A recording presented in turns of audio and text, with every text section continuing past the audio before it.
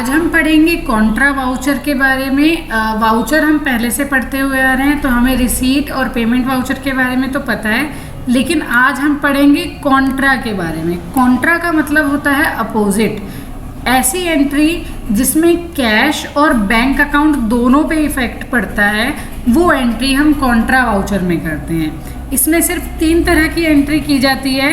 पहली एंट्री होती है जब हम बैंक में से पैसे निकालते हैं, यानी कि withdrawing money from the bank, और दूसरी एंट्री होती है जब हम बैंक में पैसे जमा कराते हैं, डिपॉजिट की, यानी कि बैंक में पैसा डिपॉजिट कराया जाएगा।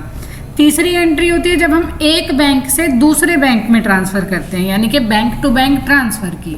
अब यहाँ पे लिखा है contra entry refers to transaction involving cash and bank account. ऐसी ट्रांजैक्शन जिसमें कैश और बैंक दोनों का इन्वॉल्वमेंट होता है, उसको हम कॉन्ट्रा एंट्री बोलते हैं। In other words, any entry which affects both cash and bank account. ऐसी एंट्री जिसमें कैश और बैंक दोनों अकाउंट पर असर पड़ेगा, उसको हम कॉन्ट्रा एंट्री बोलेंगे।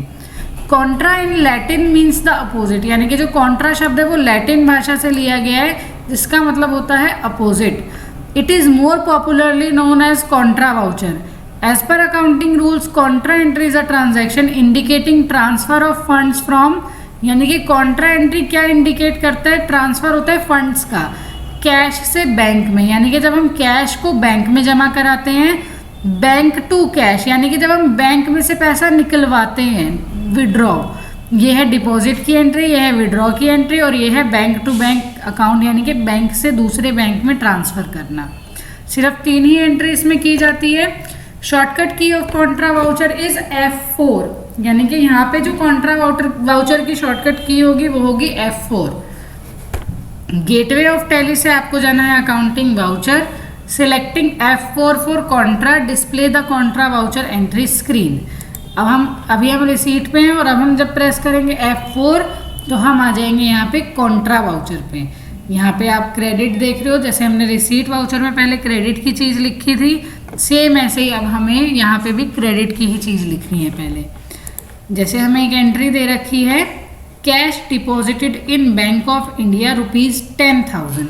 अब 10,000 रुपीज़ हमने बैंक में जमा कराए हैं। यहाँ पे कैश और बैंक, यानी कि जो हमारा कैश है और यहाँ पे हमारा बैंक ऑफ इंडिया, दोनों ही हमारे ही हैं, और हमारे लिए दोनों एसेट हैं, क्योंकि बैंक में भी पैसा अपना है और कैश में भी पैसा अपना है। दोनों एसेट है, बट एक एसेट बढ़ रहा है और एक एसेट घट रहा है।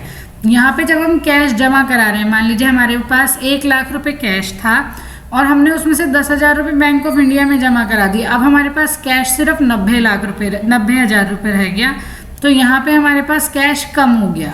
तो यानी कि एक एसेट घट रहा है और एक एसेट बढ़ रहा है। बैंक में पैसा जमा करा रहे हैं तो बैंक का बैलेंस बढ़ जाएगा। Here cash and Bank of India both are assets. When we deposit cash in Bank of India, bank balance of Bank of India must have increased and the cash और cash equivalents have reduced, कम हो जाएगा। तो यहाँ पे हम जो entry करेंगे वो लिख देते हैं। क्रेडिट में हमारा घटने वाला एसेट है हमारा कैश, तो यहाँ पे हम ले लेंगे कैश।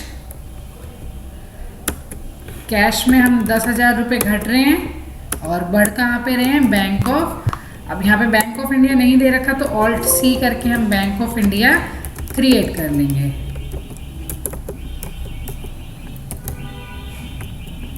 और बैंक ऑफ इंडिया आएगा अंडर बैंक अकाउंट्स। यहाँ पे हमने करा लिए। अब जब भी हम बैंक में पैसे जमा कराने जाते हैं, तो आपने देखा होगा कि एक पर्ची भरनी पड़ती है कि कितने कितने रुपए के नोट हैं, तो यहाँ पे हमें वो भी भरना पड़ेगा। जैसे मान लीजिए 10,000 रुपये जमा कराए, तो मान लीजिए यहाँ पे हमारे पास 2-2 हज़ार के 5 नोट हैं, तो यहाँ पे हमें डेनोमिनेशन भी स्पेसिफाई करना पड़ेगा। इसको कर लेंगे अब एक्सेप्ट। अगली एंट्री जो हमें प्रैक्टिस एक्सरसाइज दे रखी है, उसको देखते हैं अब हम। हमें यहाँ पे 12,000 cash withdrawn from Bank of Baroda. Bank of Baroda से आपने पैसे निकाल लिए। अब निकाले हैं तो यानी कि कैश बढ़ना चाहिए, और बैंक ऑफ बड़ौदा में से बैलेंस कम हो जाएगा। तो जहाँ कम हो रहा है, बैंक ऑफ बड़ौदा को करेंगे क्रेडिट 12,000 रुपये से, और यहाँ पे आएगा बैलेंस, यहाँ पे आएगा कैश। कैश में पैसे बढ़ जाएंगे 12,000 रुपये। फिर आता है हमारे पास transfer ₹10,000 from Bank of India to Bank of Baroda. Bank of India से बैंक ऑफ बड़ौदा में पैसे ट्रांसफ़र हुए हैं और कितने रुपए? 10,000 रुपये। पहले हम लेंगे यहाँ पे बैंक ऑफ इंडिया। अब यहाँ पे पैसे कहाँ पे कम हो रहे हैं? अगर बैंक ऑफ इंडिया में से पैसे निकल रहे हैं तो बैंक ऑफ इंडिया में पैसे कम हो रहे हैं और बैंक ऑफ बड़ौदा में पैसे बढ़ जाएंगे। तो यहाँ पे हम क्रेडिट में लिखेंगे बैंक ऑफ इंडिया। यहाँ से पैसे घटे, देखो अभी जैसे 10,000 रुपये है, अभी जैसे ही घट गए तो वहाँ पे जो बैलेंस रह जाएगा वो जीरो बैलेंस हो गया, यानी कि ये पैसे निकल गए और कहाँ चले गए? बैंक ऑफ बड़ौदा में। और हमने कर लिया इसको एक्सेप्ट। ये हमारी 3 एंट्री है, बैंक में पैसा जमा कराना, बैंक से पैसा निकालना और एक बैंक से दूसरे बैंक में ट्रांसफ़र करना।